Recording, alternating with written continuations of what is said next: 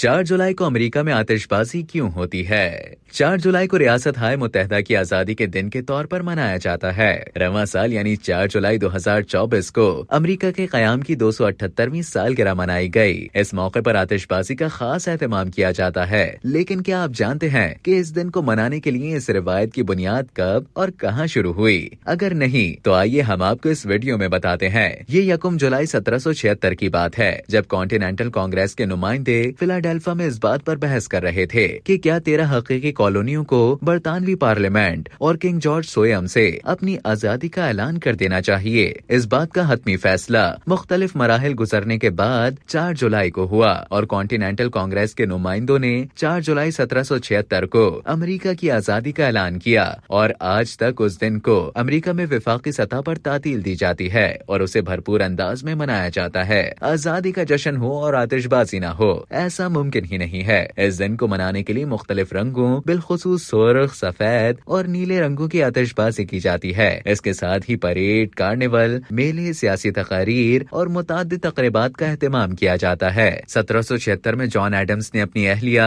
Abigail को बजरिया खत लिखकर आजादी का जश्न मनाने के तरीकों की वसीयत की थी। उन्होंने अपने खत में लिखा था कि आने वाली नस्लें इस दिन सालगिरह के त्यौहार को शानदार अंदाज में मनाएं, परेड का एहतमाम करें, खेलों का इनेकाद करें, बॉनफायर्स, रियासत के एक कोने से दूसरे कोने तक रोशनियां, चरागां और आतिशबाजी का एहतमाम किया जाए। मौरिख जेम्स आर के मुताबिक इसके अगले बरस यानी 1777 से 4 जुलाई को फिलाडेल्फिया में आतिशबाजी के शो का इनेकाद किया गया, जो 13 रॉकेटों के साथ इख्तिताम पजीर हुआ। शाम के वक्त होने वाली इस शानदार आतिशबाजी के शो से पूरा शहर जगमगा उठा। उन्होंने मजीद लिखा कि तमाम इंतजामात अजीम तरबियत और सजावट के साथ किए गए थे। हर एक के चेहरे पर खुशी के जज्बात आया थे।